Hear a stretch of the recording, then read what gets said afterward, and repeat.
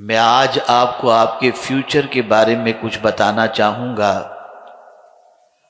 آپ ہمیشہ اپنے بچے کے فیوچر کے بارے میں سوچتے ہیں کہ میرے بچے کا فیوچر برائٹ ہو، میرے بچے کا فیوچر بہتر ہو، میرے بچے کا مستقبل تابناک ہو۔ اپنے بچے کے مستقبل کی تابناکی کے لیے آپ نہ دھوپ دیکھتے ہیں نہ چھاؤں۔ اپنی بچی کے مستقبل کے لیے آپ کسی قسم کی تکلیف کو تکلیف نہیں سمجھتے، بلکہ آپ اپنے بچوں کے مستقبل کو تابناک بنانے کے لیے ہر قسم کی تکالیف کو جھیلتے نظر آتے ہیں۔ بلکہ بہت سارے ماں باپ کا معاملہ تو یہ ہوتا ہے کہ نئے ماں باپ بننے کے بعد ادھر بچے کی ولادت ہوئی، ادھر بینک کے اندر بچے کا اکاؤنٹ کھلوا دیتے ہیں کہ ابھی سے 5 10 10 20 20 100 روپے جمع کروائے جائیں، جمع کیے جائیں، تاکہ بچہ جب بڑا ہو اس وقت تک لاکھوں روپے جمع ہو چکے ہوں، تاکہ بچے کے لیے گھر لینا ہو تو دقت نہ ہو، بچے کی تعلیم کے لیے دقت نہ ہو، بچے کی شادی کے لیے دقت نہ ہو۔ ہر باپ اپنے بچے کے فیوچر کے بارے میں سوچتا ہے، ہر ماں اپنے بچے کے فیوچر کے بارے میں سوچتی ہے، لیکن کبھی خود ہم بھی اپنے فیوچر کے بارے میں سوچنے کی کوشش کریں۔ آپ سوچتے ہوں گے کہ ہم 40 سال کے ہو گئے، 60 سال کے ہو گئے، ہمارا کون سا فیوچر، ہمارا کون سا مستقبل؟ تو میں آپ کو بتاؤں، قرآن مقدس میں اللہ عز و جل نے اسی مستقبل کی طرف رہنمائی فرمائی ہے اور اسی مستقبل کے بارے میں غور کرنے کا حکم دیا ہے۔ آپ آج اگر اپنے بچے کے مستقبل کی تابناکی کے لیے، اس کی تعلیم کے لیے اخراجات کا انتظام کرتے ہیں تو یہ سوچ کر کہ بچہ بڑا ہو کر میرے کاندھے پر میرے کاندھے سے بوجھ اتارے گا، میرا بچہ اعلیٰ تعلیم حاصل کر کے بڑھاپے میں میرا سہارا بنے گا۔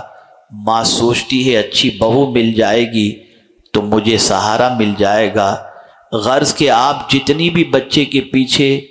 محنت و مشقت اس کے مستقبل کے لیے کرتے ہو، تو آپ کا اس بچے سے مستقبل اپنا وابستہ ہوتا ہے کہ جب میں بوڑھا ہو جاؤں گا تو میرا بچہ مجھے کام آئے گا، جب میں چلنے کے لائق نہیں رہوں گا تو بچہ میری لاٹھی بن جائے گا۔ غرض کہ ایک باپ اپنے بچے کے مستقبل کو اپنے مستقبل کے سنوارنے کے ساتھ اس کے لیے قربانیاں دیتا ہوا نظر آتا ہے، لیکن میرے پیارے آقا صلی اللہ علیہ وسلم کے پیارے دیوانوں، یہ بچے کے مستقبل کے لیے کوشش کرنا، اس طریقے کی محنت کرنا بہت اچھی ہے، یہ کوئی منع بھی نہیں اور نہ اس سے غفلت کا حکم ہے، بلکہ اس کے بارے میں فکر مند ہونا چاہیے۔ لیکن میں ایک سوال پوچھنا چاہتا ہوں،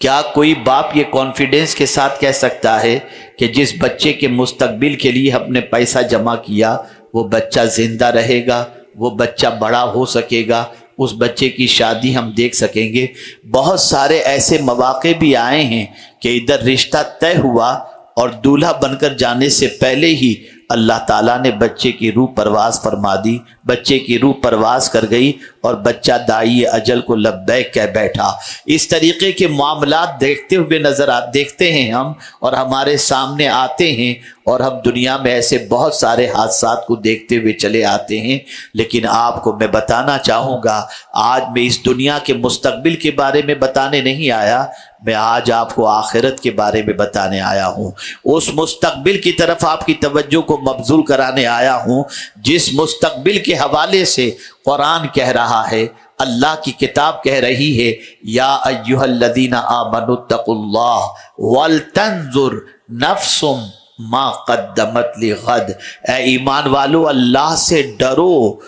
اور آگے کے لیے، اپنی جان کے لیے تم نے کیا بھیجا ہے اس کے بارے میں غور کرو۔ کون سا کل،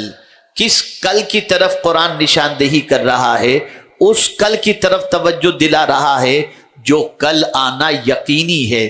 دنیا کا کل ہم دیکھ سکیں گے یا نہیں دیکھ سکیں گے یہ شیور نہیں ہے، ہمیں نہیں معلوم رات کو سونے کے بعد صبح کا سورج ہم دیکھ سکیں گے یا نہیں دیکھ سکیں گے، لیکن یہ بات یقینی طور پر ہے کہ مرنے کے بعد اللہ عز و جل کی بارگاہ میں حاضر ہونا ہے، قیامت قائم ہوگی، اس کی بارگاہ میں انسان پہنچے گا۔ اسی لیے جب کوئی مرنے والا مرتا ہے تو مسلمان اپنی زبان سے کہتا ہے انا للہ و انا الیہ راجعون، ہم اللہ کے لیے ہیں، اللہ کی طرف لوٹ کر جانے والے ہیں، جہاں سے آئے تھے وہیں کا سفر ہمیں طے کرنا ہے۔ آئیے میں سمجھاتا ہوا چلوں، دنیا کی زندگی کتنی ہے ہمیں نہیں معلوم، کتنا جئیں گے نہیں معلوم، کتنی عمر ہوگی نہیں معلوم، لیکن صبح اٹھتے ہیں تو اسی دنیا کی موج مستی میں مصروف ہو جاتے ہیں، اسی دنیا کے بارے میں غور کرنے میں مصروف ہو جاتے ہیں، 2 کا 4 اور 4 کا 40 کیسے ہو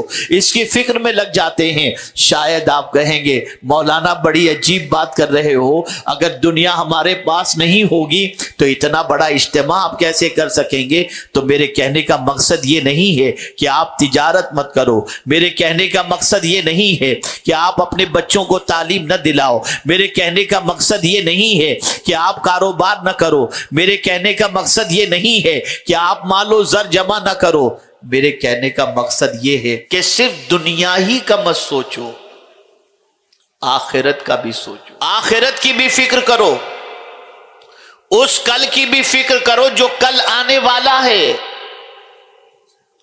اور آج جو ہمارے پاس ہے وہ اللہ کا دیا ہوا ہے، زمین اللہ کی دی ہوئی ہے، زندگی اللہ کی دی ہوئی ہے، رزق اللہ کا دیا ہوا ہے، ایمان اللہ کی طرف سے دیا ہوا ہے، کان اللہ کی طرف سے دیے ہوئے ہیں، آنکھ اللہ کی طرف سے، زبان اللہ کی طرف سے، اولاد اللہ کی طرف سے، ماں باپ اللہ کی طرف سے، مال و زر اللہ کی طرف سے، جوانی اللہ کی طرف سے، بچپنا اللہ کی طرف سے، عمر اللہ کی طرف سے، نعمتیں اللہ کی طرف سے، پانی اللہ کی طرف سے، ہوا اللہ کی طرف سے، یہ ساری نعمتیں اللہ نے ہمیں اس دنیا میں عطا فرمائی ہیں۔ لیکن آپ جانتے ہیں جب یہ تصور ذہن میں آتا ہے کہ جس رب قدیر نے اتنی نعمتیں عطا فرمائیں اور بے دریغ ہم اس نعمتوں کا استعمال کرتے ہیں، کیا رب قدیر قیامت میں ان نعمتوں کے بارے میں ہم سے پوچھے گا نہیں؟ ضرور پوچھے گا۔